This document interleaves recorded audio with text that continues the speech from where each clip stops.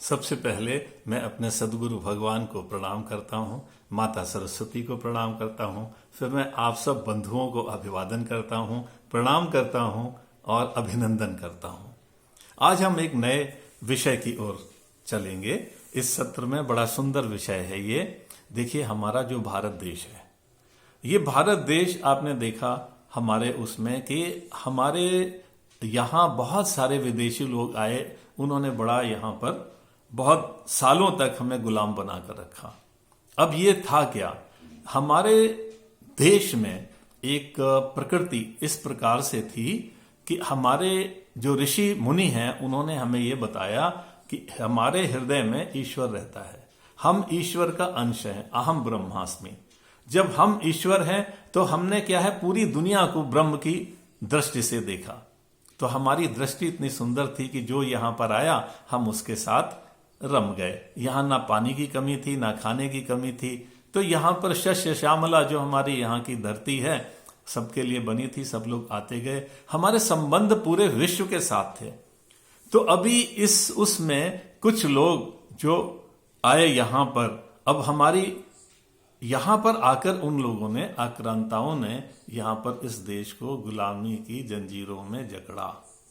लेकिन हमारे लोग जब वर्ल्ड वार II में उन्होंने जब अपनी बहादुरी और अपने शौर्य और उन्होंने जब अपनी ब्रेवरी दिखाई, तो उसमें कितने विक्टोरिया क्रॉस इंडियन आर्मी ने जीते हैं। इस चीज से आप अंदाज लगा सकते हैं कि हम लोग कभी भी कायर नहीं थे। लेकिन हमारे जो मन हैं, उन विचारों में क्या था, हमारे अंदर अहम ब्रह्मास्मि, यानी हम अपनी आत्मा और परमात्मा का संबंध समझते थे।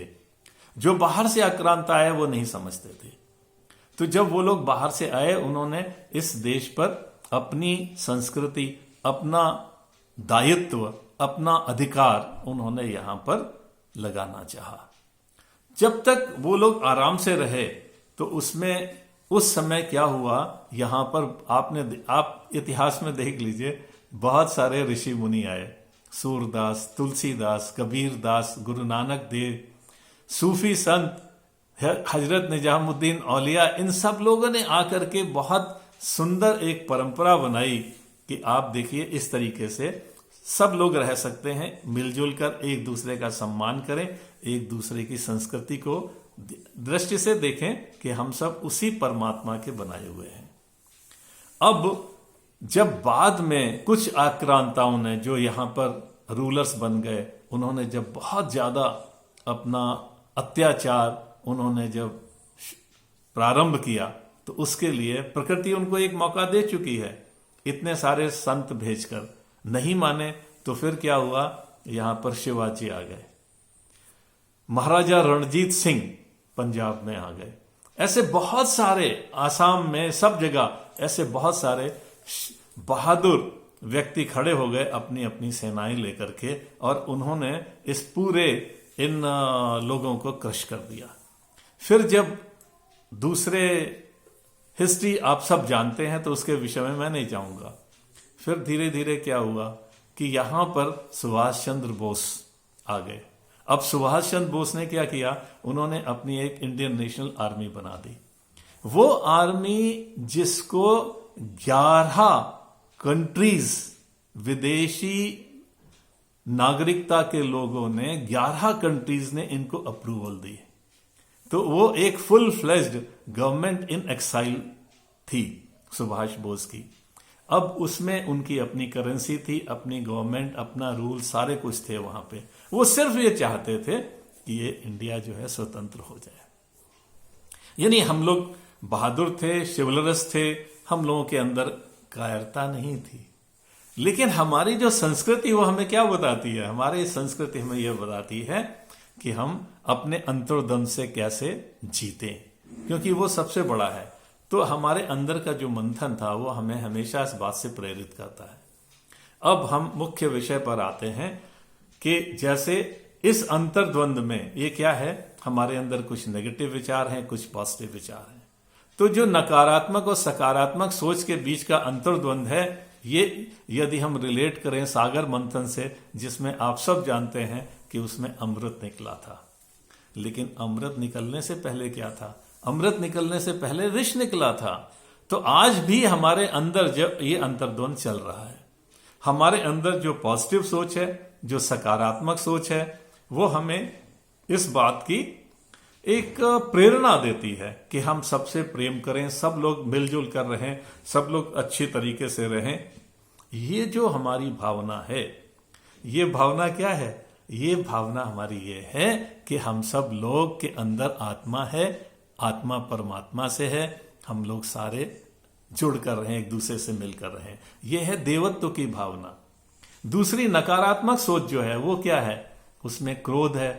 अगर आपने हमारे मन के अनुसार कोई बात कही तो I am your friend, and if you say something else then I am your enemy. If this is the condition then what will happen?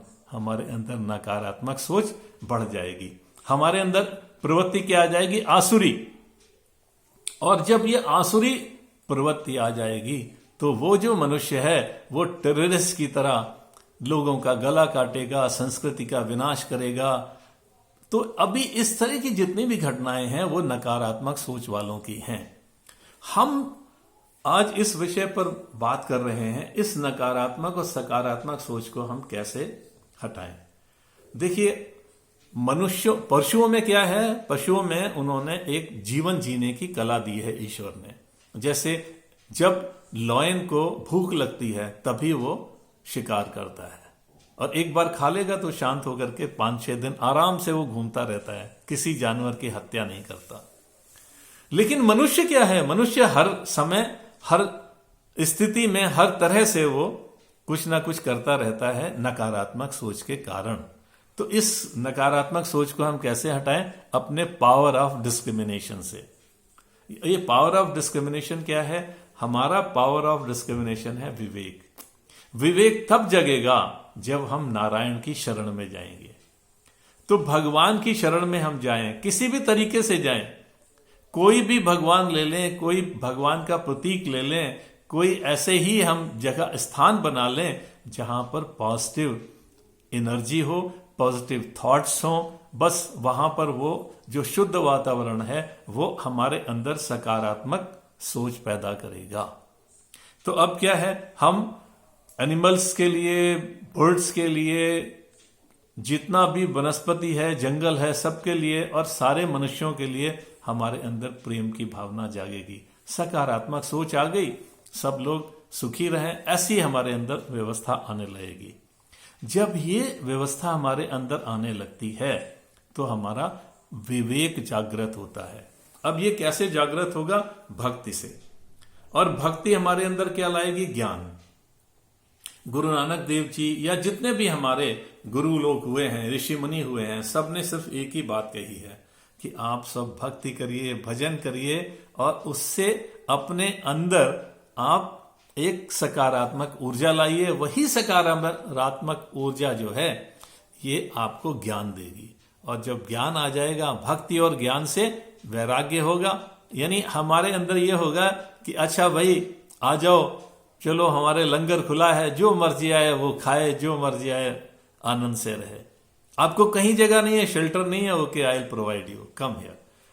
आपको कहीं कोई दुविधा है, कोई प्रॉब्लम्स है, आइए हम आपके लिए तैयार बैठे हैं।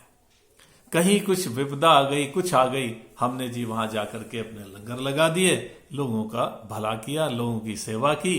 तो मानवता की सेवा यानी ह्यूमैनिटी को जब हम सर्व करने का हमारे अंदर ये विचार आ जाता है तो हमारे अंदर विवेक जग जाता है। और जैसे ही ये विवेक जग जाएगा उसके बाद हम जो भी करेंगे वो अच्छाई के लिए करेंगे। जैसे आज के समय में आपने देखा हमारे देश में हम लोगों को मिसाइल की एज में कौन ले गया?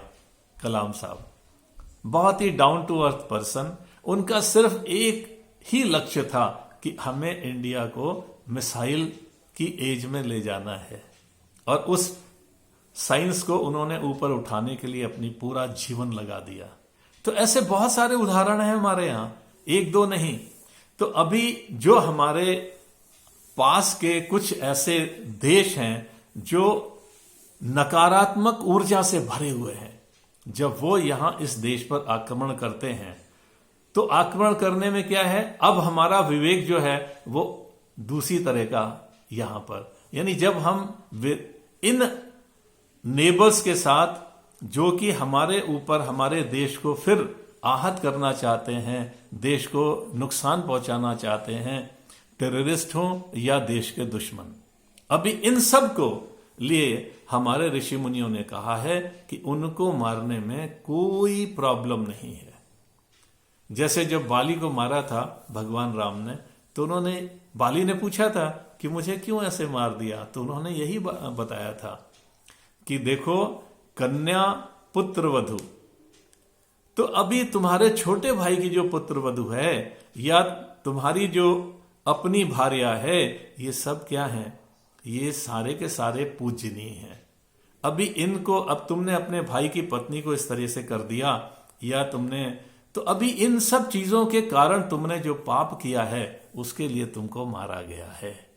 तो अभी क्या है, तो अब जब आपने हमारे देश के ऊपर आक्रमण किया है तो हम अवश्य मारेंगे, अवश्य लड़ेंगे, और उस लड़ाई में कोई नुकसान नहीं है, बल्कि हमारे ग्रंथ ये कहते हैं, हमारी आत्मा खुद कहेगी कि हमें अपने देश की रक्षा के लिए, अपने संस्कृति की रक्षा के लिए, अपने लोगों की रक्षा के लिए हमें उनका किलिंग करनी है। तो अभी ये जो हिंसा है वो किस लिए है, समाज की सुरक्षा के लिए। तो कोई भी ऐसी वस्तु जिससे समाज या देश की रक्षा हो, समाज की रक्षा हो, ह्यूमैनिटी की रक्षा हो, तो ये क्या है, ये अच्छाई की तरफ है, यानी ये सकारात्मक है, नकारात्मक नहीं है। नकारात्मक तब है जब हम बिना किसी कारण के हम दूसरे को नुकसान पहुंचाएं या अपने लिए, हम अपने स्वार्थ के लिए हम दूसरों को नुकसान पहुंचाएं, तब वो नकारात्मक है। तो आज इस नकारात्मक और सकारात्मक पहलू को हमने अच्छी तरह से समझा, और अब हम इसी के साथ अपनी बात को आज यहां विश्राम करते हैं। धन्यवाद।